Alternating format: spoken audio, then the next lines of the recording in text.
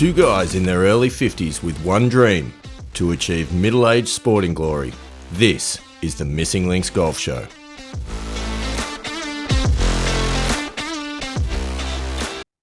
Andy Walker, the good news is that you are not alone behind the microphones this week. It's wonderful to be back. How are you, buddy?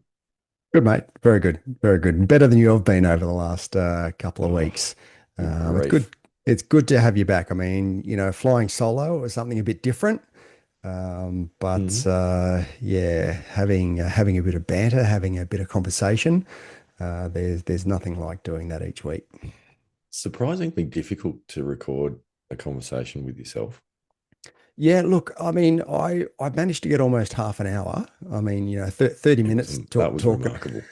talking to myself was quite interesting. And yeah, look, it's not hard. I understand why some of these solo podcasters they sort of go between about sort of 15 to 20 minutes, and that's about all they manage to get out. And I understand that. Absolutely. Difficult to maintain the enthusiasm talking into a mirror for that amount of time, but it was well done. I did listen. I thoroughly enjoyed it, and I know the Pilgrims. There were a few messages that were coming our way asking what was going on. It's nice to know that people actually pay attention when we don't release an episode. Yeah. So that was good, and thank you to everyone that messaged just asking what was happening. So we do appreciate it. And anyway, back to normal scheduled broadcasts now, hopefully. Yes. Hopefully my voice actually lasts the duration of this episode as well. We'll see how we go. There's no promises on that front. So here we are. There's a bit to discuss. I mean, obviously, your solo episode, you talked a bit about the US Open, which has been played and won by JJ Spaun. I wouldn't mind the opportunity to share a couple of those thoughts on the tournament myself, because one of the byproducts about being out for the count and stuck on the couch and in the bed being sick for a fortnight is that you do get the opportunity to watch a bit of golf. Well, I know that we had the conversation about when we were talking about the US Open review and what we were going to say, and you did say you had some thoughts in relation to the US Open because you had watched every single shot to that point in time. Every minute of the broadcast, I think. Excellent. Having said that, some of it was in a bit of a fever-induced delirium, so I may have misconstrued a little bit of what was going on, but no, look, it was a lot of fun and it was good to watch, and it was it was an amazing tournament. Certainly that final round, good Lord, there was a whole lot of action that was going on pretty quick smart around different parts of the course, but we will get to that, because Andy Walker, one of the first things that we need to do, we actually need to share a little bit of a story. I'm just going to find it here on Voice of the Pilgrims, which is exciting because the thing I love the most, and you'll probably be the same on this, is when we hear a personal story from one of the Pilgrims because our stories resonated and it's actually made them think about things and maybe make a few decisions in their own life. Yeah. Yeah. And yeah, you're right. It is. I mean, we're just normal blokes that decided to sit down and have a chat each week and record it. Are we But that the normal? same, Really? well, sort of.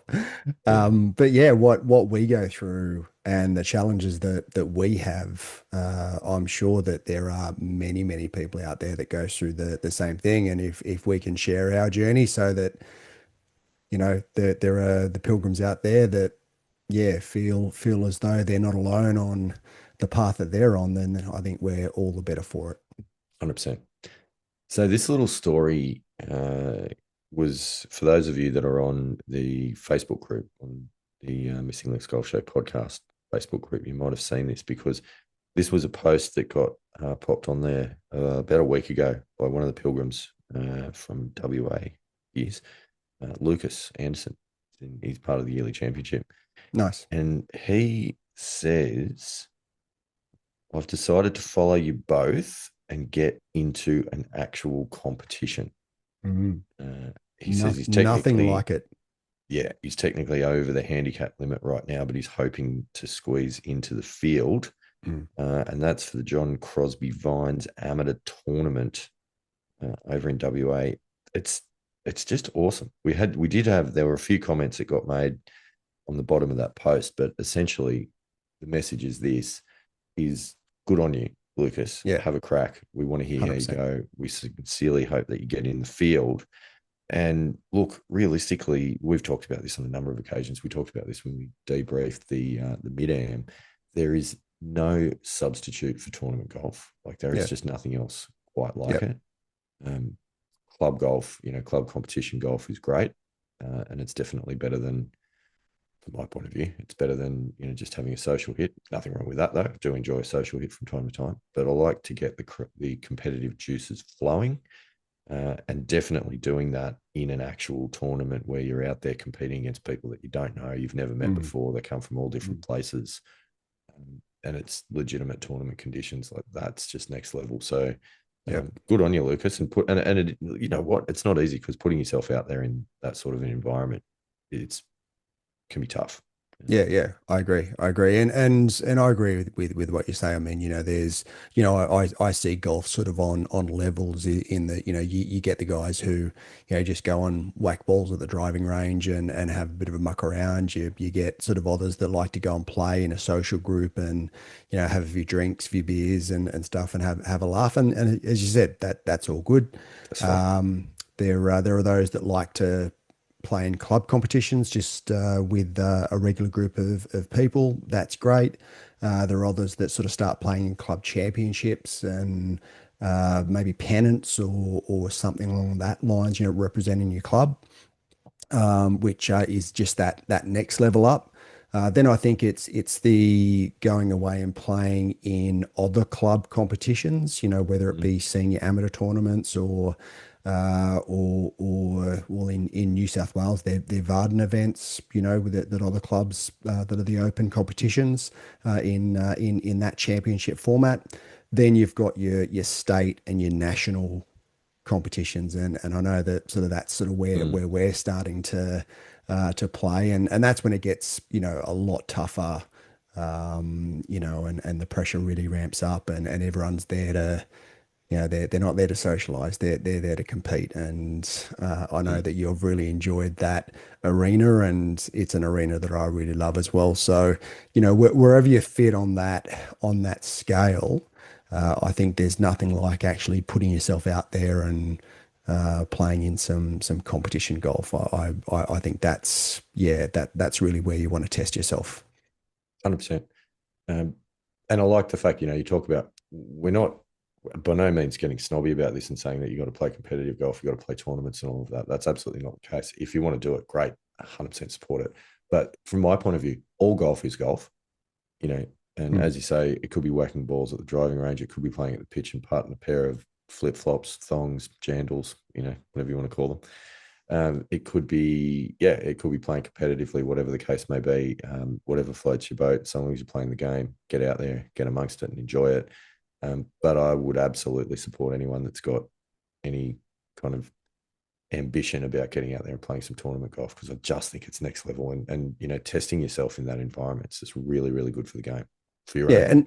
and I mean that's I guess the basis of where we're coming from is that we're just trying Yeah, to be the best versions of ourselves.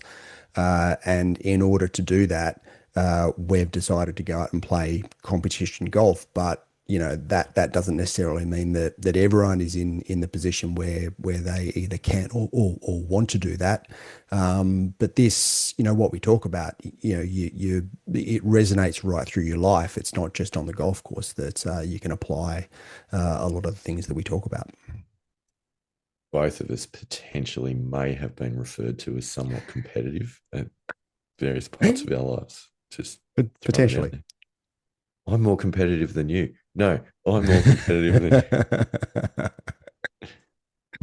Yep. So anyway, either or, whatever floats your boat, get out there and whack a ball around. But Lucas, good on you, mate. Good on you. Not Yeah. only for doing it, but also for telling us that you're doing it, because Mm. that's a And good whole luck nother. if you get in there, Lucas, good luck. Definitely Yeah, let us know how you go. for sure.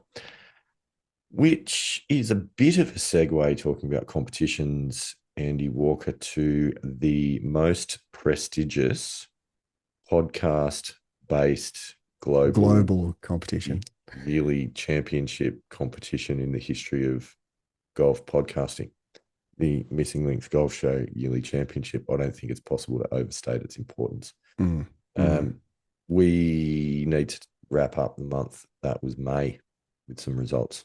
Yeah, yeah, and look, we're sort of getting to May a little bit later than We what are. we otherwise would have, but yeah, given the month that it's been, I think that the Pilgrims will understand.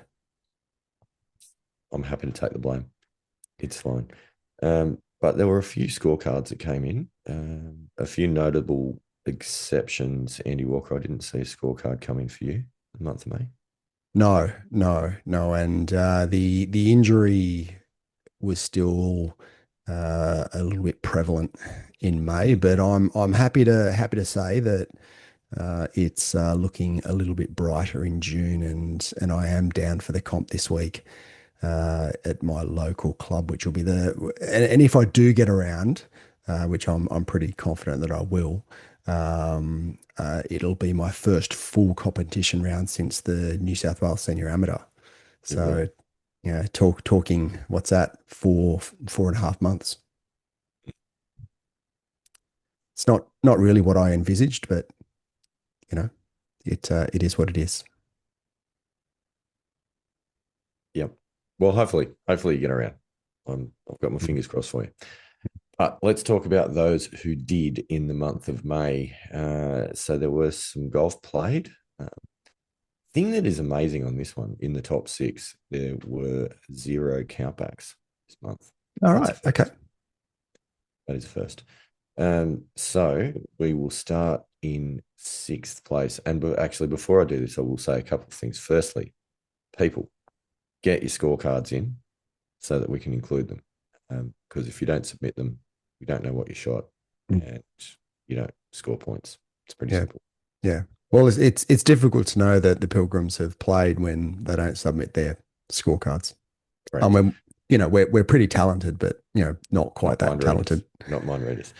So submit your scorecards, and don't for a moment think, oh, I didn't score well enough, I'm not going to bother submitting a card, because as you'll see with the numbers I'm about to read out, you might be surprised about what gets you into the top 6. Wow. Okay. Right. Submit your scorecards. The other thing that I would say is it is not too late to enter. It doesn't matter if you haven't put a card in yet. It's not too late to put your first card in, because it's a bit of fun. So yeah, it doesn't matter. And there are still a number of competitors that still haven't scored any points yet. There are a number of competitors that are yet to trouble the scorers, and that is correct. And a number of competitors that are down on the list that actually still haven't submitted a card as well. So there's that. So you're not alone. So for anyone that's out there thinking, oh, it's now, they're going through May, so June's halfway done, there's not much point. There is a point. Get involved. Just simply join the Missing Links Golf Show Facebook, Missing Links Golf Show podcast Facebook group, and that's how you can submit your cards. Thoroughly recommend doing it. It is good fun. There's a lot of like-minded people involved, and it's a supportive community.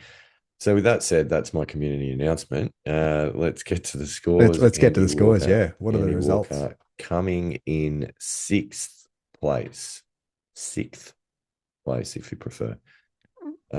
Earning 1 point to his yearly championship total, with a Stableford score of 29 points, hence my point of submit your cards.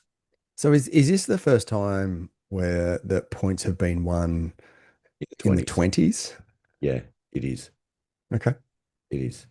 So anyway, on 29 points is Donnie from Bathurst. Oh, well done, Donnie.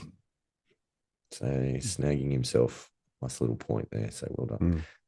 Make it a little bit more difficult, given the weather that's out Donnie's way that I'm aware of. It's starting to get a little bit sort of chilly out that way. So holding on to the golf clubs, especially if you've got an early morning tee time. Don't want an early morning tee time.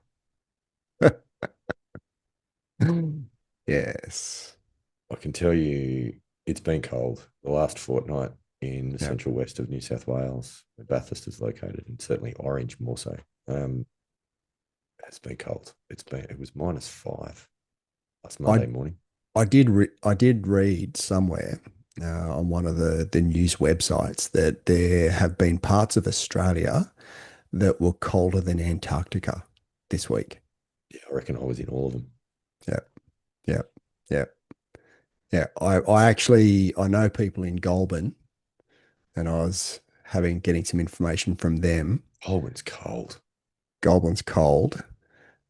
It was -5 with a wind chill, Mm, -12. yeah, it's unpleasant. And I mean, yeah, I don't know. I don't think I want to be playing golf in -12 wind chill. No, no, you don't. I can tell you right now, you don't. And you literally can't feel your hands. That's Mm, the issue. yeah.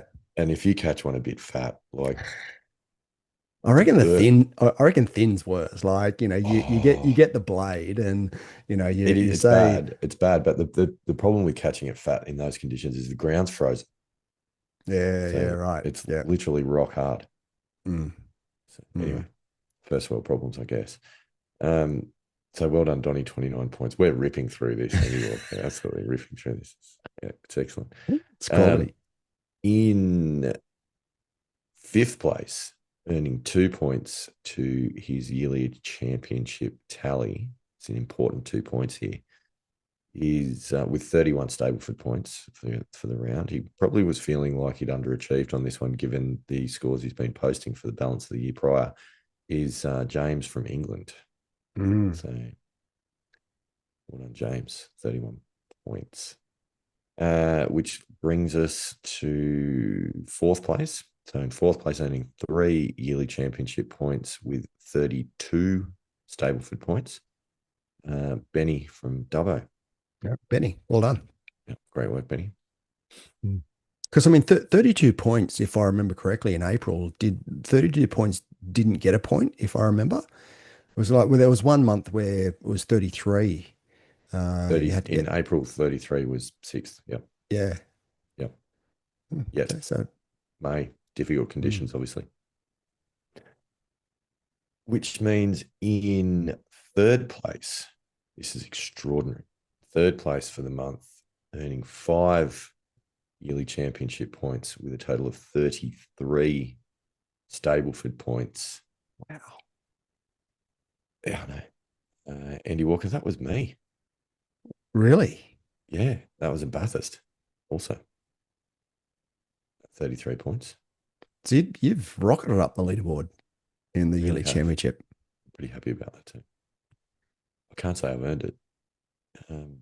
That was two months in a row with 33 points. There you go. Amazing. Which brings us into second place. In second place, earning 7 yearly championship points with 38 Stableford points. There's a bit of a Ooh, gap. that's yeah, big gap there. Bit of a gap. And that is the man that we were just talking about, which is Lucas from WA. Nice. Well done, Lucas. Use the form to get out Yep. there and play in some He's competition. he's had some decent rounds actually this year, so that's good. But winning the month with again another gap here, 43 Stableford points. And like daylight second, Oh, mate, daylight uh, second uh, and then and daylight third. again third. Yeah. 43 points, 10 points to his yearly championship tally is Big K Kerrod from Dubbo. So Wow. well done, K. He is playing some red hot golf right now. Yeah. Got to Yeah. got to say. He's because he won uh the Missing Links Masters back He in did. April. He did. Then he had another big win, I believe. Was it the club championships that he had another big win? Did pretty well in the club champs. If he won or finished in the top couple, he may have done. Yeah, yeah, Yeah. and then yeah, and another I 43 think he may have points. won. He may have won C grade actually. Yeah, I think he won C grade. Yeah. no time because Pilgrims, and this is a good story. Big K, great guy. He has been down around about an 11, 12 handicap over time, has had some injuries and been out of the game for around about 12 months, actually. Yeah. Yeah. Had a bit of a Um, break. a pretty significant back injury, which caused some problems. So the handicap blew out as a result of that. But Kerrod, he's back to his best and he's playing some cracking golf. And as a result, with the handicap blowout and getting back to his best golf, he's just lighting it up on the leaderboard at the moment. So it's good to see. Handicap no longer blown out. It has been dropping like a stone, which is Yeah. good. But no, it's excellent. You'll go a long way to find a nicer bloke. So keep it up, Kay. We're very, very happy to see it. It's awesome. So there you go. That's the update for the month that was, which means if you're interested, it's tightened at the top just a little bit. So James from the UK still our leader on 29 points, with Big K chasing him down hard on 25 points. It's close. And then Benny on 17 in third. So where's your good self? Ted from Mollymook in fourth. He missed the month of May. That could prove costly. I think he was traveling in May. I think I'm sitting in seventh, 1 point behind Donny from Bathurst. So a bit of a grudge match going on. Excellent. So there you go. Good work. Good work to everyone involved. Keep it up. And as I said, if you haven't got any cards in yet, then get them in. It's my advice. It's a lot of fun. It's good. I will have cards in for June. Guarantee it. Hope so. I do have a couple of rounds in June already in the can. Neither of them were too inspiring because they were my 2 rounds at the New South Wales Mid-Am. Yes. 30 and 31 points respectively. So may not trouble the scorers on that one. Oh, need to get out there and have another one before the end of the month. Potentially. So that brings us to the topic at hand with a nice 23-minute intro. Andy Walker, well played. Excellent. Which I guess is a bit of a response to, well, in some respects, a response to your solo episode about the US Open. But I think probably more importantly, not so much that, but more about like what can we as weekend amateur golfers take out of that tournament and other tournaments recently played? What can we learn? Can we take away? Can help us improve our games? Yeah. Well, I mean, there's a couple of things, and certainly because I didn't talk about, I only talked about the guys on the leaderboard, but there was a little bit of conversation around Scotty Scheffler, and what happened to Scotty, and you know what, he's had such a good year, that I think that sometimes you just have an off week. It wasn't that off though. No, it wasn't. But for him, it was, right? He never. I guess the difference was he never looked like winning. No, and for him, that's not finished. He still finished what, top 10, didn't he? Yeah.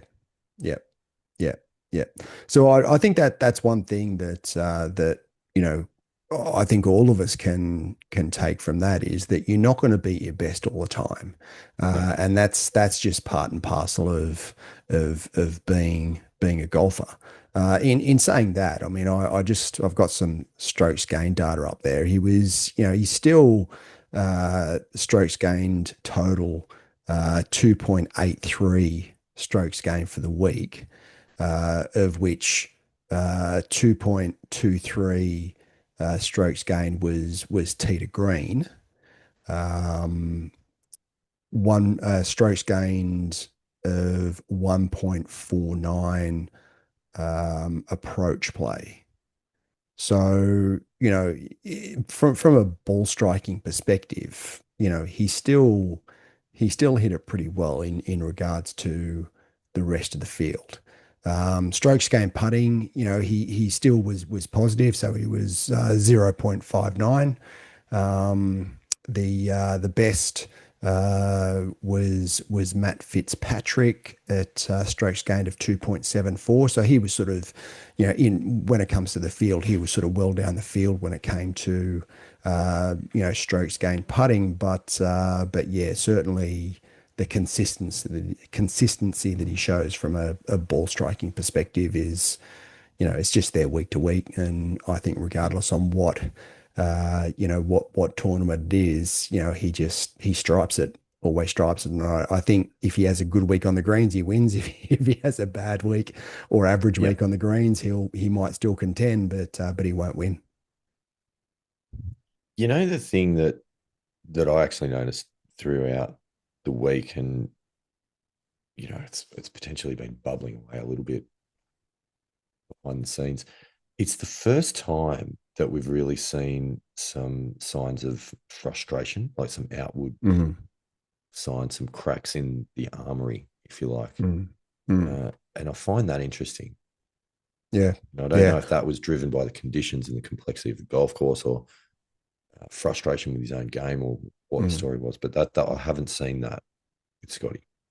Yeah, yeah, and uh, I did watch an interview somewhere. It was on one of the TV channels about Scotty Scheffler and his relationship with his caddy.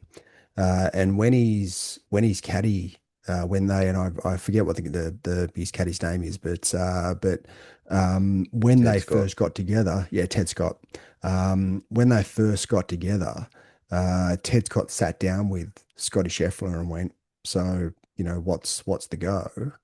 And had a pretty big heart to heart about, what, you need to rein in your emotions if we're going to work together. He was a hothead. Yeah. Yeah, because, I'm not going to deal with it. And yeah, I don't want to deal with it. And I will, we'll end up, having an unsuccessful relationship Mm. if you go down that path. So I know that he's really worked hard on his emotions and on his attitude and on his reactions, but yeah, he did have a few little reactions during the week. And I mean, look, he wasn't the other one. I mean, Rory broke a team marker. I don't know if you saw Oh, I did, and the team marker. we will get We'll, to we'll that. get to We will Rory, get to that.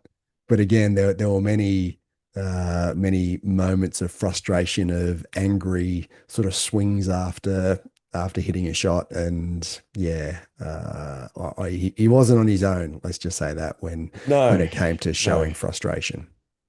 no, he wasn't. Hmm, excuse me. He wasn't on his own, but definitely it was out of character. It's not something that we're used to seeing. We're used to seeing a very, very composed, Mm, in control yeah, performance out of Scotty. Easy to do when you're playing well. Obviously, when you don't feel like you've got your best and things are not always going your way. And I do think as well on that golf course, which we'll talk about the golf course in just a minute. I think sometimes there's moments where you feel like you hit good shots or reasonable shots, and you just don't get the results that you feel that you deserve. yeah, And frustration builds out of that as well. So yep, yep, I am not yep. surprised, but it was interesting because watching Scotty go around, as you say, it wasn't the best Scotty Scheffler performance that you're ever going to see, but he was still right up there, and Mm, his mediocre is well and truly better than a lot of people's best. yep, yep. I also get the feeling that the US Open is really the one that Scotty Scheffler wants next. He's got the Masters, he's got the Yeah, PGA, and I don't know, coming from a US perspective, the US Open is the one that they want, and so it should be. I mean, it's their national Open championship, whereas sort of us, coming from Australia and Europe and other parts of the world, it's the Open Championship that we see as the highest championship that everyone wants to win. So you can see that Scotty wants that US Open, and I think that was also part of it as well. In that, I think Scotty's used to getting his way with golf. He's used to being able to tear apart the golf course and tear apart the competition, and sort of, similar to what Jack Nicklaus said at the Memorial. In that, Scotty goes out there a lot of the time, and he knows he's better than the guys that Yeah. he's competing against. And yeah, I think that the golf course and the conditions and that he was just off his game a little bit, I think that got the better of him. Do you think as well the fact that he was the shortest priced unbackable favourite since Tiger Woods in 2008 played into the expectations? No, I don't think he would worry about that external noise. I think he's past that. I think if it was Rory, yes. Interesting. But for Scotty, no. I don't think he would have given that 2 seconds thought. It's sort of like saying, and I'm not sort of at this point comparing Scotty Scheffler and Tiger Woods, but Tiger Woods wouldn't have given anything like that 2 seconds thought. And I think Scotty's Probably would have put a couple of mindset, dollars on it, actually. yeah, I mean, Scotty's mindset is sort of is closer to where Tiger Woods was than probably anyone else over the last. I mean, potentially you could put Brooks Koepka in that category too. When he was hot winning the US Opens and US PGAs, but certainly Scotty Scheffler's his mental fortitude at the moment is second to none. Mm. No, that's a fair point. Absolutely. But the golf course, Andy Walker, I wouldn't mind just talking about the golf course for a moment because I did Mm. listen to your solo musings last week, Yes. and you loved it. You thought it was fantastic. Mm. So let's just have a bit of a conversation about that because I I I had mixed feelings about it Yep. in all honesty, and I think when I boil it down now, obviously it's a week or two beyond the tournament, so a bit of a chance to reflect on things. I don't disagree with your view that, particularly for a US Open, it's good to see par being relevant, and it's good to see scores maybe winning scores maybe being somewhere between par and about 5 or 6 under. Um, to have a course of that level of difficulty to be Yep. driving golf of that Yep. standard. Mm. Certainly in the past, we've seen US Opens where winning scores have been 5 over and Yeah. the like. I mean, I know. Well, I talked about Angel Cabrera in 2007. I think that there were 2008 that when it was at Oakmont, At Oakmont, and it was 5 over 1. That was his winning score. So which was also the score for Jeff Ogilvy at Winged Foot. well, that was 6 over. He won with 6 over. Yeah, so we've seen these scores, and Yeah, for sure. that's fine. And I don't remember. I could be wrong, but I don't remember too much bleating about that at that point. I mean, obviously, Mm. golf courses are difficult and conditions play into it. However, there were a couple of things that kind of were going through my mind whilst watching the tournament and watching the golf course. I wasn't thrilled with Oakmont from a viewer's point of view. Yep. Looking at the golf course, I don't find it to be visually appealing. Mm. To watch tournament golf on that golf course. In the same way, say as like the top of the tree probably is Augusta for a picturesque backdrop to have a golf tournament played on. So did you find, say, Pinehurst a lot better visually last year than what Oakmont was this year? Is that I did. is that fair Yeah. to say? Yeah, absolutely. It is fair to say. Hmm. You might remember, though, if you go back to that episode, I wasn't a mad fan of Pinehurst. That wasn't in relation to the tournament. That was more just saying, looking at it, it wasn't necessarily the sort of place I wanted to go and play. Because I think you said exactly the same thing, with Oakmont. Yeah, I did. I don't want to go play Oakmont, to be perfectly honest. I think the phrase I would use to describe Oakmont as golf course is a blunt instrument. It was what I walked away from that feeling. and one of the things as I was sitting there watching every minute of the telecast across the 4 days is that there, from my point of view, there weren't really any signature holes on Oakmont. Like a lot of it looked the same. Obviously, as the tournament wore on, you'd start to recognize certain holes, and of course, 17 being a Yeah, so semi-drivable 17's, yeah, par definitely four, mm, which is second last hole, that kind of yeah, stands out a little bit. yeah. And there was What was it? the eighth it was that Eighth, was there like was three, a, 300 a yards. 700-meter par three. Who was it that said that they love playing a reachable par three? Yeah, there were a few good quotes flying around about it, but to me, it had three specific weapons that it was throwing at the golfers, Mm, which is why I refer to it as a blunt instrument. One of them was distance on a number of the holes, and that par three being an example of that. Par threes were pretty nasty. The other was obviously the length and gnarliness of the rough. And the third one was the speed of the greens, which mm, unfortunately actually didn't get as fast as they could have got if conditions mm, were drier, and it would have got very ugly. And to be honest with you, I think it was a little bit overdone with the length of the rough and greens the way that they are, being yep. particularly fast and very slopy, and Mm, obviously very large, so more putts anyway. yeah. Um, Yeah. One of the other things that I found pretty frustrating watching it was there were certain elements that I think were verging into the realms of unfair, and they were things like having the really long rough on the slopes down into bunkers, preventing balls getting into bunkers to give people a fair shot and an up and down. Playing off a sort of 60-degree incline out of 5.5 inches of rough. So do you With feel as though golf should be fair and you should get a fair shot? I think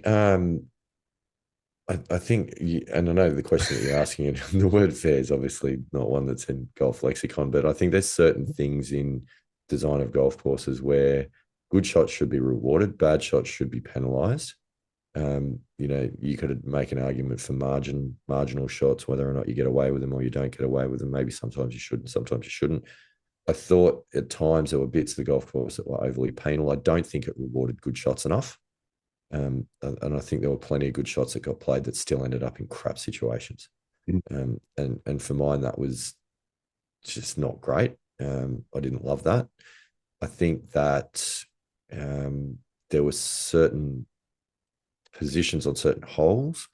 I can't remember the exact hole, but it was one of the par fours where you had quite a narrow sort of area to land your drive on, which I think most people hitting a fairway would. And if you missed the fairway to the right hand side, it might have been 14 or something like that. If you hit the fairway on the right hand side, it would all feed down of quite a big slope and end up in the rough anyway. Yep. It's like Yep. that's a drive that's hitting the fairway. Mm, That does not deserve to be in the rough. yep. Like that to me was Mm, a step too far. yeah. And there were a few moments like that on a few holes where the balls all fed into the one area, and you just ended up in this 3 meter area of massive divot, and that Mm, was all there was. yep. So I just, blunt instrument, I think, is how I Mm, would rate that course. yeah. How do you feel about being able to putt from 122 yards? Yeah, I mean, look, that sometimes happens at the Open Championship over in the UK. Yeah. So which is But kind of, that's what they I wanted. don't mind. That I the don't mind that. yeah, I mean the course designer that was the framework that he had. It was to create an An inland inland links. links Yeah, golf course. yeah, yeah. I didn't love it. I Mm, didn't love it, and it's yeah. not because of the scores.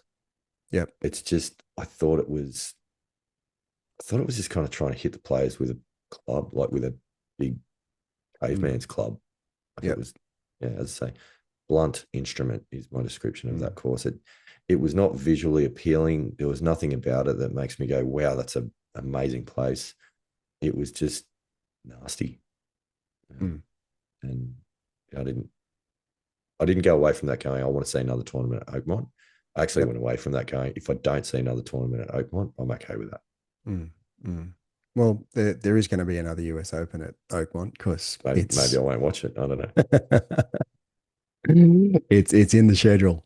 Yeah. Sort of Yeah. like I know. It's like Pinehurst. It's and Pebble Yeah. Beach. It's one of the courses that they've got on See, their rotation as I one of the love key. watching a tournament at Pebble. It's Mm, spectacular. You yeah, know, obviously it's on the coast. but It's at Pebble, like picturesque. 15 under wins. I think that's what was it. Gary Woodland Gary had Woodland, about 15 under when probably, he won, probably. and to me that's too high for a US Open. A Yeah. US Open, and look, and I said it last week, If and Pebble I've blows said though, it. like if the wind blows, then it's not going to be 15 under. Yeah, yeah. I mean, I think a US Open somewhere between 5 to 10 unders are good, and for most majors, I think that's a good winning score. But it's also incredibly difficult to set up a golf course, with a score in mind because you've got the natural elements which they had at Oakmont. There was like 8 inches of rain or something ridiculous in Yeah. the month prior to Oakmont, which is why the greens weren't as savage as what they usually are, and potentially that's why the rough was probably thicker than normal, because they had the ability to really thicken it up with the rain and with the moisture. So yeah, look, I like different conditions in whether it be, the US Open, the PGA Championship, the Open Championship. I think that it's good that there are different venues that these championships are played at, to be able to test the skills of different golfers, and or to test the best, the best of the best. And yeah, I quite enjoy. And I'm not saying that Oakmont was the best US Open golf course that I've seen. I actually quite liked Pinehurst last year, and I would, Mm. if I had a choice, I would go to Pinehurst before I went to Oakmont. However, 100%. in saying that, if someone offered me a game at Oakmont, I would take it, without any question. I'd be more than happy to go to any US Open or any major championship venue, just to see what it's like and just to test myself against, that, not that it would be set up like a major championship, but just to, test myself against that style and level of golf course. Mm. Oh, look, absolutely. And I would play it because it'd be interesting. I don't think I'd enjoy it. Mm. And you'd want to have a few spotters standing out there with you as well if they're going to have the Yeah. rough that long. Yeah, yeah. Because apparently, like it's similar to that. Especially the greens are similar to that when the members play it. Allegedly, the greens It's are even faster a lot of the time. yeah, Which, wow, good luck with that. yeah, Um, to be honest. So yeah, I didn't love it. I think mm, that was the thing. I didn't think. I mean, mate, and I guess look, one of the other things as well is that undulations of ground and sort of the topography of golf course, it does not translate well on the TV. mm, When you're looking at, because the TV tends to flatten things out. And it was only really when you were seeing those ground level shots looking across the greens that you really got an appreciation for the undulations on the greens. yep, So possibly it is far more interesting in person, in the flesh, than it is on the TV to look at. yep. But I thought the golf course looked ugly on the Mm. TV. The weather didn't help, No, grey no, skies and some of those sorts of things. But it just, one of the things I love about golf is the manicured grounds and the parkland environment and the trees. They took all the trees out. That really yep, hurt my soul when I heard that story. yep, yep. Um, you know, Again, it was one of those things like, why would you do that? I don't know that it was, kind of bringing it back to the original design philosophy and Mm, those elements. But come on, guys, yeah, taking out yeah. hundreds of Well, trees off a golf course in well, this day apparently and age. there are a lot of and of the greats. I believe Jack Nicklaus is one of them who made a comment to the guys at Oakmont that they didn't like what they were doing with the trees. Sure, I like trees Mm, personally. yeah. They're good for the planet. More Mm, of them would be great rather than less of them. That's a yep. separate philosophical debate. Okay, that's not Yeah. for Yeah. golf course design. Yep. Um, Yep. but yeah, I don't know. Thought the joint's pretty ugly, really. Mm, And I know there will mm, be a lot of people screaming at me for saying that, but that was That was what I thought. Yep. Yep. Yep. What one person that I would, or one golfer I would like to point out, we've talked about sort of this before, is Xander Schauffele, and the fact that he's struggling, I think, to find his best golf again.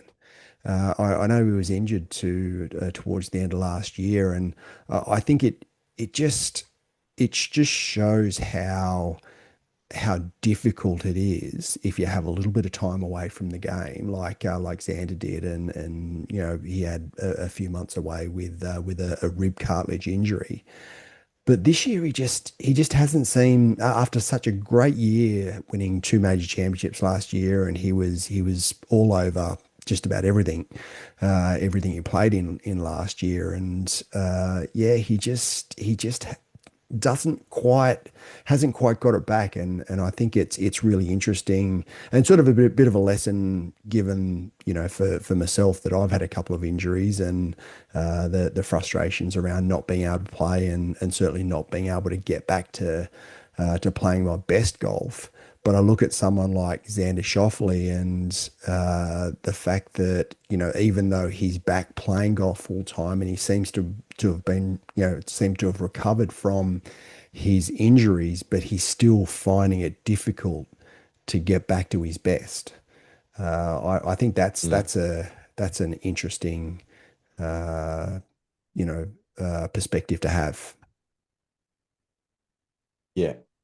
I mean, the first thing that makes me think about is the fact that there is really not a very big distance between good golf and almost good golf.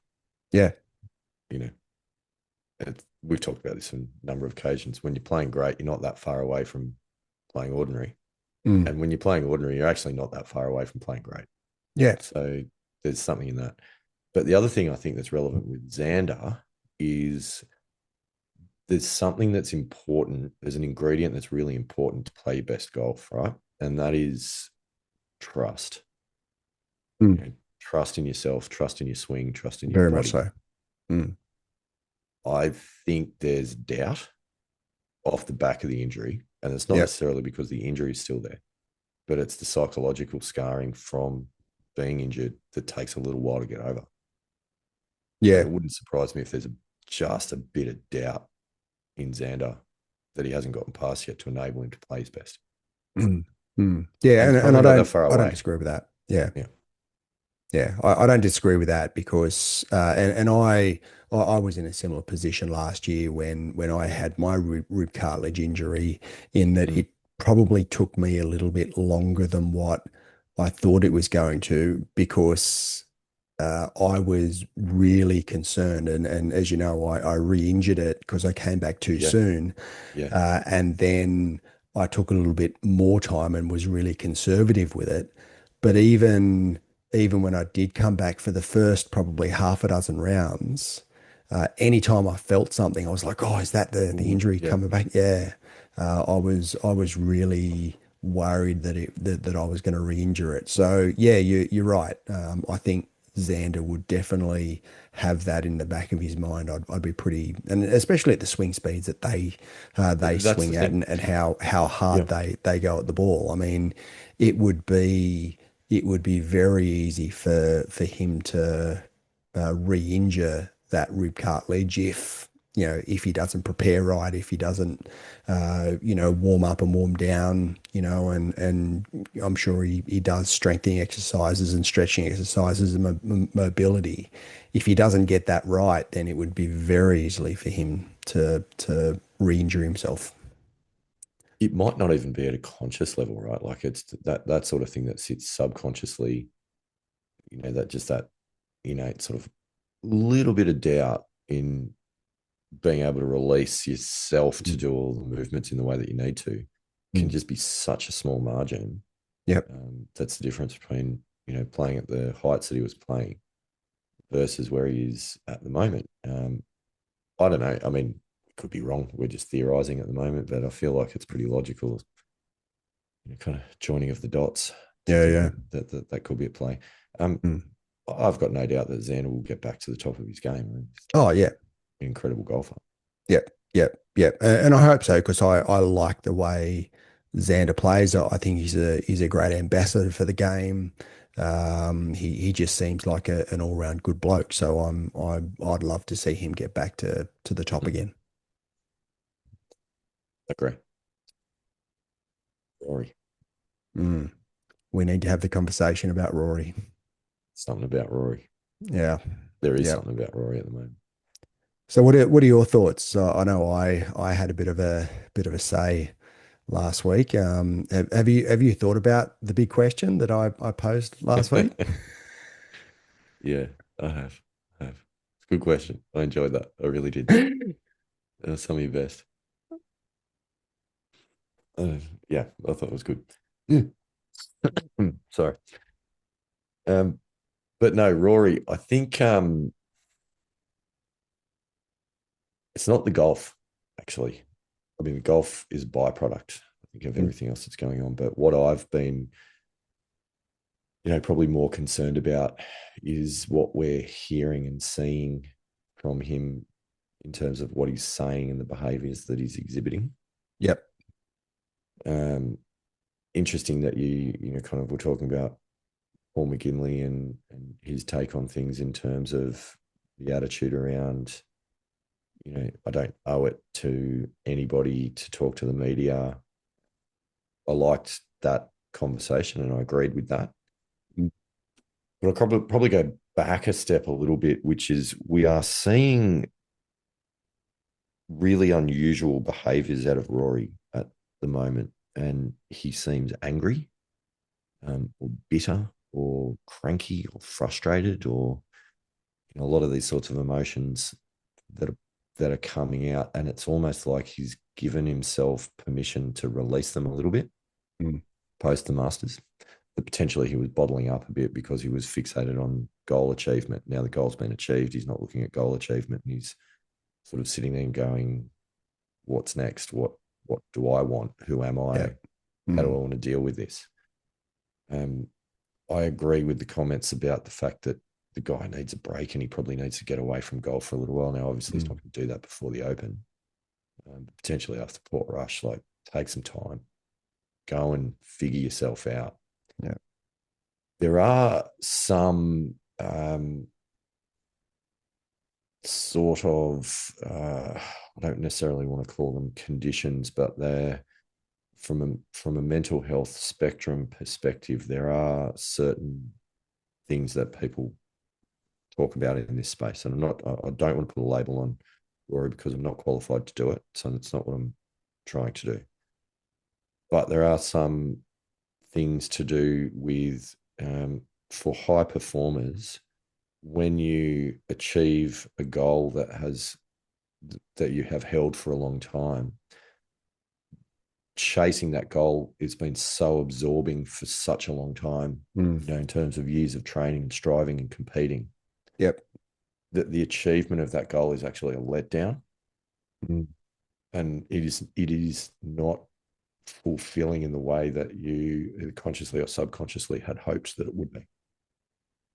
mm, Now, what defined you as a person was the chase and the attempt to achieve whatever it is. And in this case, it's the Grand Slam, but for others, it might be a career-defining um, award or whatever other achievement might. It could be a gold medal. Is actually probably in Olympic athletes. You see this quite a lot, and the post achievement of a gold medal.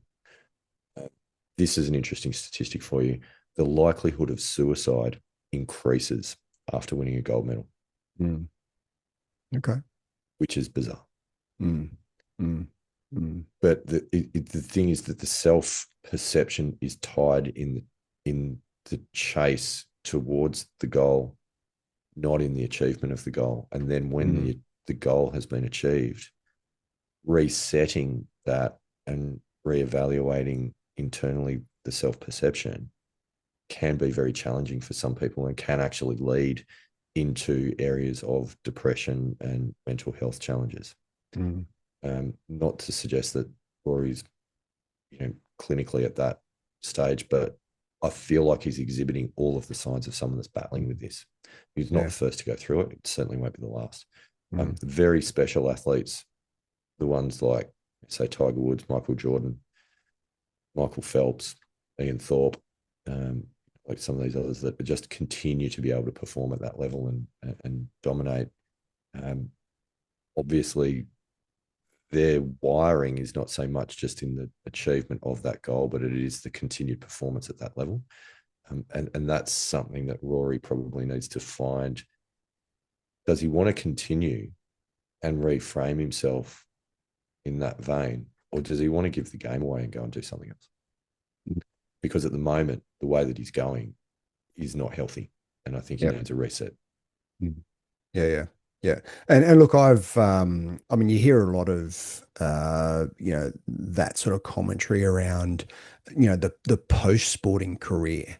Yeah, And certainly, I follow the NRL, the National Rugby League, here in Australia, and you hear a lot of it in those circles where footy players really struggle after their careers are finished, because that's how they've defined themselves since they were juniors, yeah, that they were footy players, and they get paid ridiculous amounts of money. Don't get me wrong. I mean, they're high performing athletes, and they deserve it, but they get paid a lot of money for a reasonably short period of time. mm, Maybe 10 years, maybe not even. Some are lucky enough to be in the game longer than that, but yeah, then they reach the end of their career, and what's next?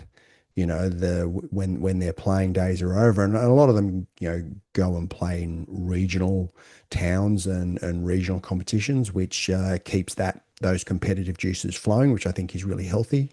There are some, and I certainly know if you sort of switch that over to rugby union, there's a lot of union players that have very high achieving corporate careers, but there's mm, also a reasonable percentage that just go, well, what do I do now? Who am I? mm. So yeah, but having that mid career, and I guess you could sort of say winning a grand final would be a similar achievement to Yeah, yeah, what say Rory has been through, and you don't hear so much about it while they're still in the throes of their career and still competing. But it certainly makes a lot of sense, and as I said last week, I think Rory's really struggling to process what it means to be a career Grand Slam champion. To have achieved that, to have, yeah, have achieved that, career defining moment that he's always that he's dreamed of since he was, a junior. And he did say, I think it was at the PGA Championship, that he's now he's achieved everything that he wanted to in golf. So what does that then mean for him in the game? And I think he really needs to work that out. And I think I agree with you that I think he's really struggling with that mm. at the moment. I don't think he's figured out what it means to be Rory McIlroy, career Grand Slam champion. I 100% agree with that, and I think the reality of having achieved it hasn't lived up to the expectation, of not that he necessarily would have had that. I think when I get this, then this, and this, and this is going to Mm, happen. But yeah. because, and partly because the chase had gone on for so long, and that Mm, had been drawn out. Like if he'd achieved this and, say continued his run back in 2012, 2013 of, winning majors as a new guy on the circuit, and knocked it all over at that point, I don't think this would yeah. be an issue. Like Rory would just Mm, then be going on and chasing in the same way that Tiger was chasing, trying to get as many as he could. But because this was going on for so long and winning the mm, Masters had taken so mm, long, and he'd watched so many other people win the Masters before he got around to doing it, mm. that that pursuit had become all consuming and was essentially his self perception. Yeah. And then achieving that, the letdown of that in some respects, it, that's the challenge. And so processing it, framing it, resetting your goals, it's actually probably deeper than that. It's that understanding of who you are. And I'll draw a parallel on this. So bear with me because it's a little bit random, but for most people, your self-perception, we're getting deep on this one, but that's okay because the whole gist of this is what can we learn from the pros. But for most people, like your self-perception is actually drawn in many respects to what you do for a living. Your family status, those sorts of things is important. But for a lot of people, it's what you do for a living that formulates who you are and who and what you think of yourself and sort of where you sit in society. And that self-perception is a really powerful and important thing. And you take that away from someone and they struggle with it. Now, going back about close to 10 years now, when I left a previous role and had the opportunity to leave under a voluntary redundancy, which, as a separate aside, one of the best things that you can ever do if you get the opportunity. I don't think my boss is going to give me a voluntary redundancy.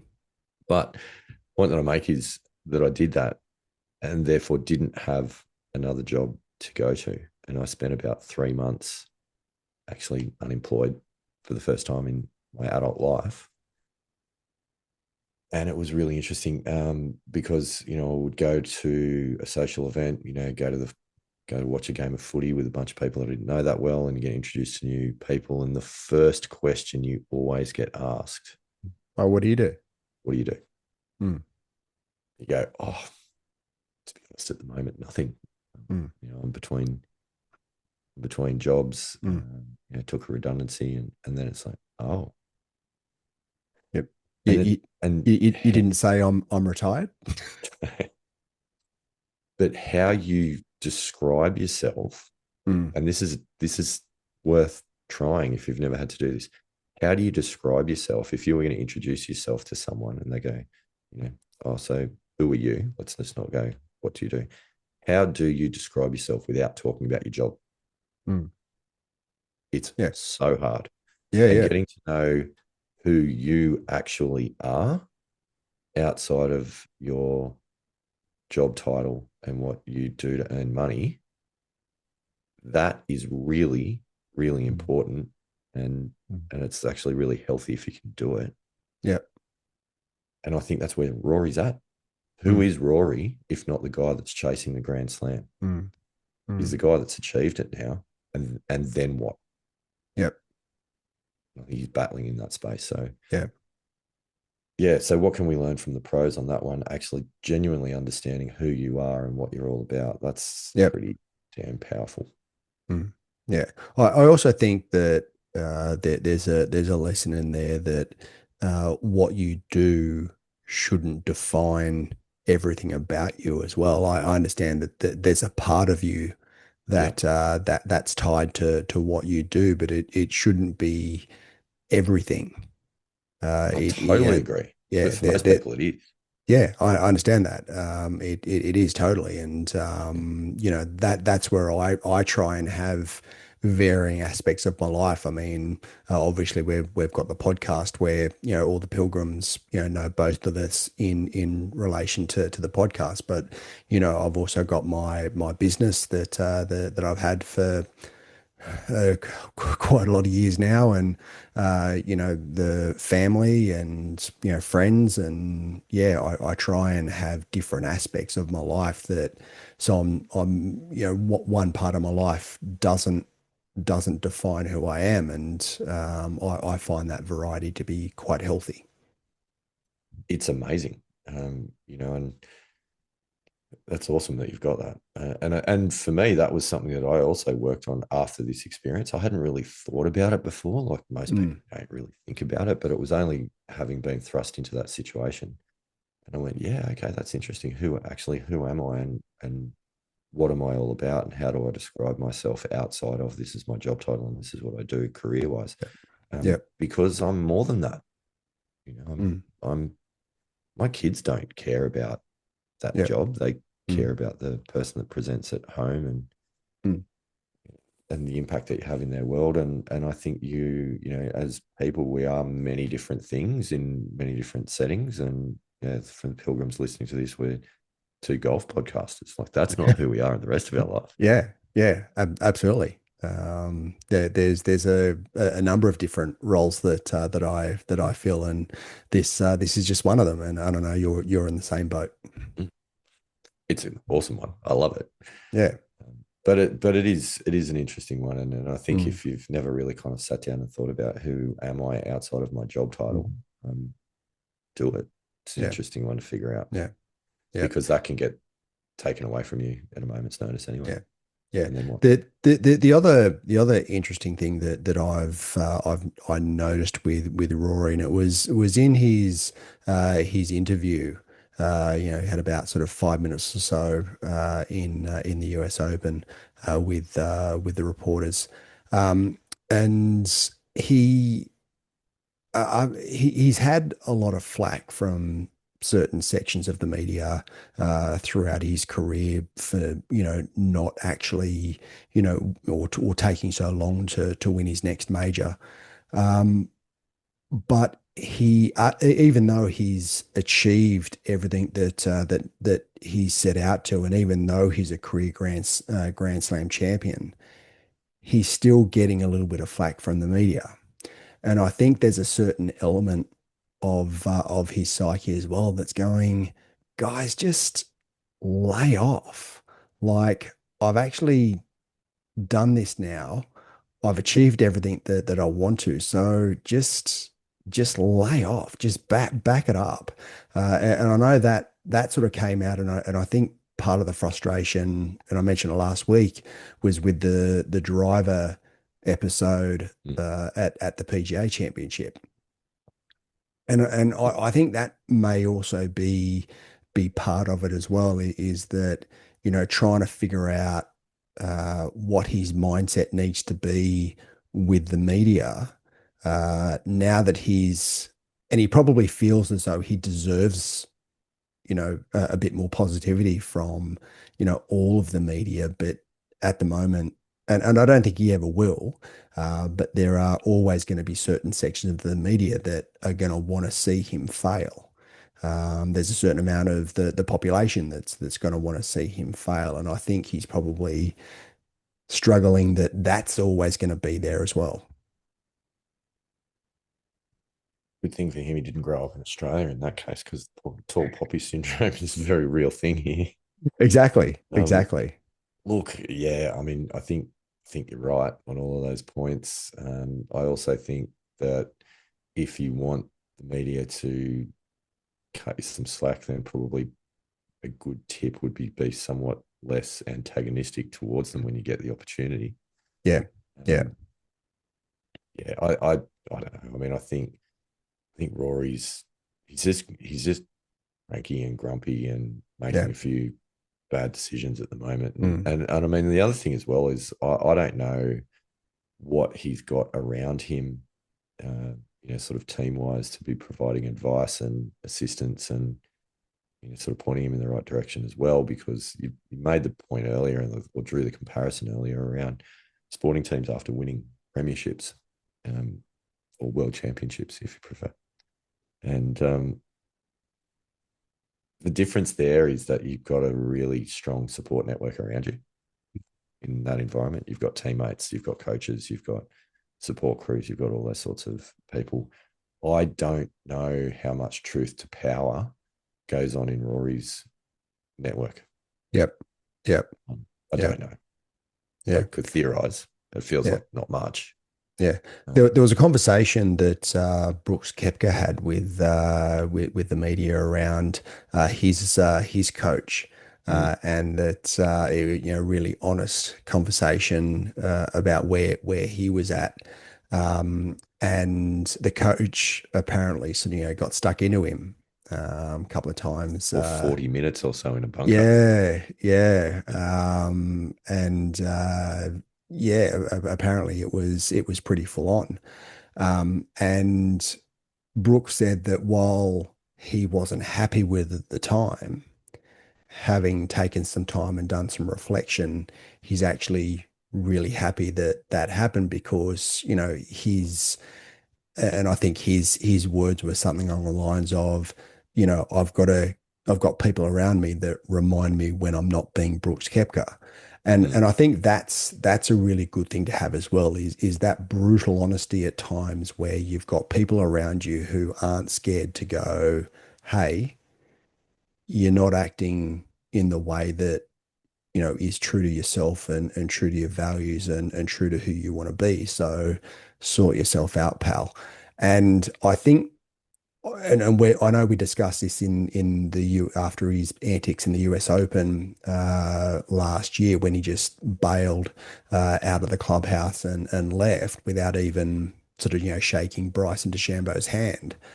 I'm not sure Rory has that person in his life to be able to, you know, have that brutally honest Yeah, conversation yeah, with yeah, him. yeah. And that, well, that was kind of the point of my remarks before. Mm, I agree. I don't think it's there. I don't feel like, yeah, I don't feel like there's someone that's holding him to account. And it's interesting that you raise that early departure out of the scoring tent at last year's US Open, because I wonder in some ways if that was sort of one of the first indicators of Rory giving himself permission to behave like that, yep. which is now becoming more regular. And that sort of slight reduction in personal standards that snowballs. Mm. Yeah, and you're right. I mean, there's the, you know, the his antics on the course. I mean, there was we talked about the busted T Yeah. marker.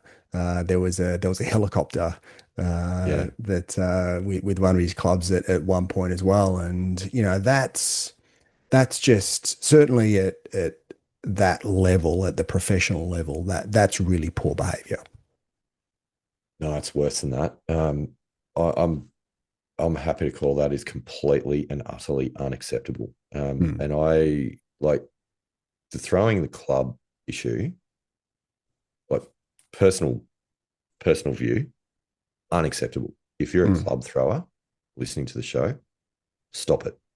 Stop it now. It mm. is not acceptable.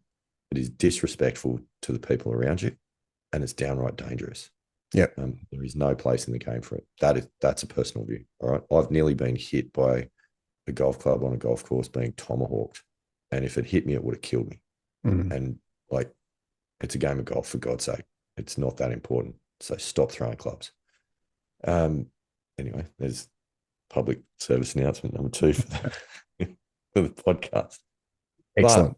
the tee box marker, mate, seriously, that was not even within reach. You Mm. know, he's hit a bad shot and he has made the decision. He has allowed himself to make the decision, which is where I kind of was driving at with what happened at the US Open is the first step in giving himself permission to behave poorly.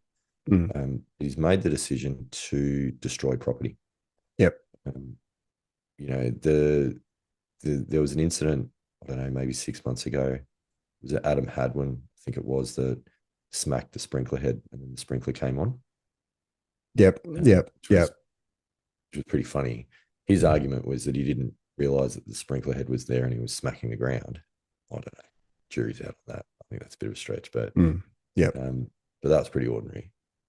But this was worse. Like, he's reached to smash that tee box marker. Now he knows Yeah. when he's doing that. It's a split second Mm. reaction, sure, Yep. but you know you're going to break it. Like, the reason that he was doing it was to break it, was to destruct property. That needs to be instant DQ out of the Mm. tournament. Get off the Yep. course. See you later. Yeah. Yep. Yep. Because there is I, no place in the game for that. I just wonder, you know, you go back to the greats, you know, of yesteryear and the great gentlemen of the game, you know, the Bobby Jones and the Byron Nelsons and these guys, what they would think of Rory's antics in recent times. I can tell you, they would be disgusted. Mm. Mm. There's no place for it. Yep. And that's a bit of a Rory assassination that certainly I've led on that one, Mm. and I'll own that. But I do like, I genuinely think he has let himself down. But it's also, if you listen to say what Jack Nicklaus had to say prior to the memorial, where Rory was invited and was going to Totally play and pulled out and didn't actually didn't. phone Jack Yeah, to say, hey, look, I'm really sorry, but I've got X, Y, Z going on, and I can't make it during the week. it's just extraordinary, He just pulled out. genuinely Um, extraordinary. and I know that in the press conference, Jack said that he wasn't having a go at Rory and all the rest, but it's sort of having a go at Rory without having a go at Rory, right? Mm, And I think that sort of stuff is disrespectful to, well, not one of the greats, the greatest, in my opinion, in my mm, book of the game of mm, golf. mm. No, I totally agree with that, and I think the massive shame about the whole thing is that a month or so on from completing the career Grand Slam, we've just had a 15 or 20-minute conversation about everything about Rory that was nothing to do with winning the Mm. career Grand Slam. Yep. Yep. Okay. And Mm. and that's because of the way that he's chosen to behave off the Mm. back of it. Yep. That's Yep. the thing that's disappointing. And Yeah. that I think hopefully he pulls himself out of this funk, gets the right advice around him, gets the help that he needs to get himself out of it. Because I do think that there is a bit of a mental ill health happening at the moment Mm. for him. Yep. And I think once he's able to do that and get a little bit of distance on it and look back on it, I feel like he might be a little bit disappointed with the way that he's chosen to Mm. behave. Mm. Yeah, look, I don't disagree with that, and I do hope that he does. I mean, I think both of us experienced so much joy in watching Rory win the Masters, Mm. and Rory in good form. And with a good mindset is great for our game. He brings ice to the game. He brings competitive to the game, and he's a phenomenal golfer. And I would love to see Rory back at his best, competing for majors, and being now that he's a career Grand Slam winner, but being a statesman for the game, and holding those high standards that all the greats through history Yeah. have held themselves to. Yeah. And I think that yeah, you're right. I'm not convinced that he will look back at this period of time and you know say that this was his best work. But yeah, I really hope that for his sake, for the game of golf, I really hope he gets back to where he was. Mm. Mm. There you go. That's the Rory conversation that we needed to have. Yeah, yeah, it is. It is. Mindful of time, we are well and truly over the allotment. But Mm, one point, just in terms of lessons that we can learn, that I did want to raise was, and you talked about it last week a little bit, quite nicely, I thought, was the Sam Burns casual water decision. mm, Um, so, look, is what it is. The call went against him, but two on-field officials. Uh, the shot that he played obviously was impacted by the water on the ground. I mean, my personal view is that it was a casual water relief every day of the yeah, week, but yeah. I uh, agree with that. you know that is what it is, and I think the USGA on that day were basically just going to play that tournament with the ball on the ground, like that was just the Mm, way it was going to be. yep. But the reason I raise it was not the shot or the decision, but it was the fact that that absolutely ruined Sam Burns mentally for the rest of that round. Mm, yep. He at that point allowed himself to be the victim Mm, and then unraveled from there. yep. Um, whilst continuing to grump about the decision, but the the fact is, if he was actually playing well and burning it up and out in front, and feeling good and feeling confident, that decision would not have been a blip on the radar. He would have gone on Mm, to win. mm, But things were starting to unravel, and that was the straw that broke camel's back. And unfortunately, he allowed it to get to him, and then made a series of bad decisions and played a series of mm, bad shots afterwards, which obviously saw him drop down the leaderboard. yep. So Mhm. yeah, it was an interesting one. I think it was less about the decision and it was more about the reaction to the decision that was the critical part in the whole result. Yep. And the reason I raise it is that's a super good one for a lesson that we can all learn about reacting to moments of adversity on the golf Yep. course. Might Mm. not be rules decisions, they might be just a bad Mm. bounce or a bad break or Mm. bad lie or whatever. Yep. Yeah, but I thought that was interesting, Mm. Mm. intriguing, Yes. perhaps Yes. Very enlightening. intriguing. Mm. Mm. So there you go. That's a lot. It is. It is. Yeah. Not not a lot about golf and a lot about mindset and attitude, which I think is yeah a really important discussion to have. Yes, attitude and mindset.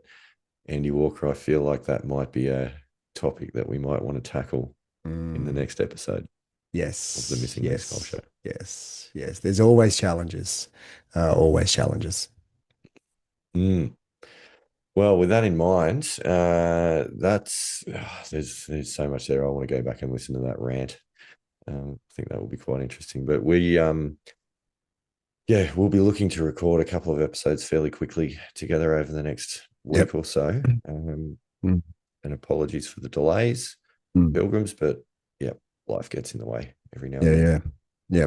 Well, one thing that I think it would be remiss of us not to mention is Absolutely. Minjee Lee's massive win Absolutely. this morning, and I've got so much admiration for the Lee family.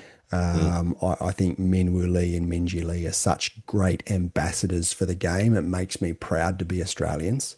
Um, it's yeah, it was great to see her win. Now, third Grand Slam. mm, Very, very interesting discussion around where she now sits in the pecking order of great Australian golfers. And we've had some great Australian golfers over the years. But I think she's got to be up there. She's got to be top five. There's only four golfers now that have won three or more majors. I mean, Karu Webb, who I think mm. is undoubtedly Australia's greatest golfer, male or female, with seven career Grand Slam wins. Peter Thompson won five British Opens. Minjee Lee and Jan Stevenson now are on three Three each. apiece. Yeah, so I think that you know and depending on your perspective as to how much emphasis you put specifically on majors and winning majors. I mean, I think you can't have a conversation around great Australian golfers without having a conversation around Greg Norman. Greg Norman, as we know, only won two major championships. Probably should have won five or six at least. I But think it was eight. also instrumental in setting up the Live Golf Tour. So I mean, that's good. Yeah, not sure that would go down as a career golfing highlight. Maybe a career highlight for him, but maybe not a career golfing highlight. But I mean, GN won. I think it was like 888 professional tournaments worldwide. So I mean, that's a lot of wins that he had. Whereas say Kari Webb only had less than half of that. She had 41.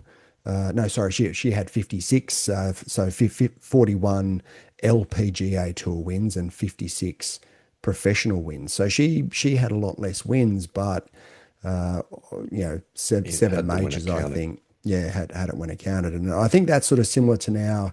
It's now Minjee in that she's only won 14 times as a professional, but three of those have been majors.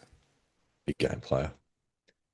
I think the other thing though on Greg Norman's list is you've got to put in the extended period at world number one, Yeah, which and is that's the other thing as well substantial. on Probably which I think similar sort for of Kari.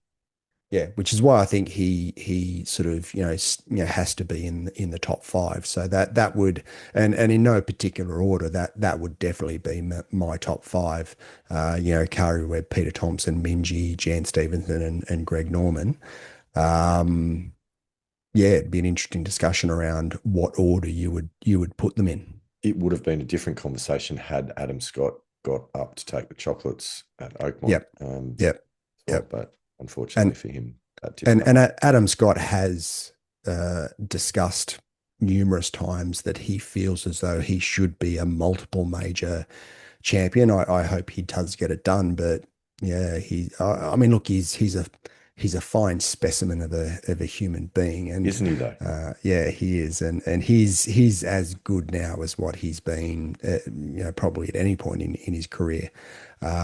So he's still got time left, but yeah, he's certainly at the back end of his career, and I think that I think Jason Day is in a fairly similar position as well, in that I think both Adam Scott and Jason Day, given their talent and their golf games, I think both will probably look back and feel as though they've underperformed if they've only, at the end of their career, they've only got one Grand Slam.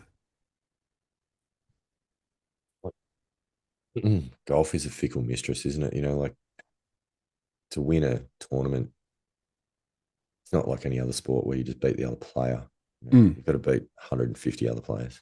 Yeah, yeah, yeah, yep, yep, So yeah, yeah. it's difficult. Yeah, it is, and that's I guess part of the difficulty of golf is that yes, you can go out and play your best and rip a golf course up, but if the guy you're playing with has one shot better, then that's Job done. that's what you've got to deal with. Yeah, I mean, Um, it's even other individual sports like tennis, which has got similar format that you're playing tournaments, but you're playing one person at a time. It would be like taking a golf tournament and turning it into match play. mm, You'd start mm, with 160, the next day you're down to 80, yep, then you're down to 40. You don't mm, have to beat everyone individually in the field to yep, win, but in golf you do. yep, So mm, it's tough. So I think yeah, obviously the yardstick is winning tournaments and in particular majors, but I think for both Jason Day and Adam Scott, if they finish at one major apiece, it's still an amazing effort. They have had outstanding careers that have gone on for a long time and played at the highest level for many, many years. And yep, obviously that's something that a lot of people would love to do. yeah, yeah, yep. Scotty's record of consecutive majors is extraordinary. Yeah, oh, like I believe with I think I read somewhere with his US Open finish, he now has pre-qualified To get past the ton. to get past the ton. That's And ridiculous. that's unbelievable. Ridiculous. That's definitely a career highlight. Yeah. I think that's there's got to be weight put to that when you're talking about the greatest Australian golfers of all time. And the other one that would be remiss not to mention is David Graham, who's our other Mm. multiple major champion. I mean, he won 38. He had 38 professional wins, eight on the PGA Tour and the US Open and the US PGA. Yeah, he's in the Um, conversation, no doubt. yeah, I don't. I think he's Mm. with Minji winning her third. I think I would have had probably him in the top five ahead of Minji before her win. But yeah, I think with three majors and she's only 29 and as well. Like she's still got time to win another couple, which would then change the conversation again as to where she sits on that all-time list. So. Well, if she Um, completes the Grand Slam, that's a different conversation altogether. Yeah, yeah, absolutely, 100%. Well, very good. That's a nice Yeah, positive to end on. Well yeah. So done. well done, Minji. Yeah. Miss With England's Golf there's a Show Player of the Week. yes, there's a guest spot there for you anytime you want to join us. Sorry, what was that, Minji? Next week? Uh, excellent. Yeah, That'd that'll be a be a scoop, highlight. wouldn't it? That'd be a highlight. That'd be amazing. Yeah, yeah, We'll yeah, reach out, see how we go. You never know. yeah. And we'll get our people, talk to her people, and we'll Yeah. see what happens. Yeah, we're more likely to get her than Rory on the show, let's be honest. Well, after your rant. Well, I don't feel like he's going to be coming on as a guest anytime soon. We love you, Rory. We really do. We say it out of love Yeah. because we want you to be the best version of yourself that you can possibly be. And that's it. That is 100% it. I don't think either of us are going to pull any punches. It's we're honest and brutally honest at here on the Missing Links Golf Show. And yeah, but I would love to see Rory get back to his best. I think that would be great for the game. Agreed. Well, there you go. 1 hour and 30 minutes later. Excellent. Well played, Andy Walker. That's what happens when there's two of us. So there's an extra hour thrown in just as Yeah. a bonus. yeah. Anyway, that's it. We're done. It's all over for another week. Andy Walker, what should the Pilgrims do in the interim? Rock out, Pilgrims.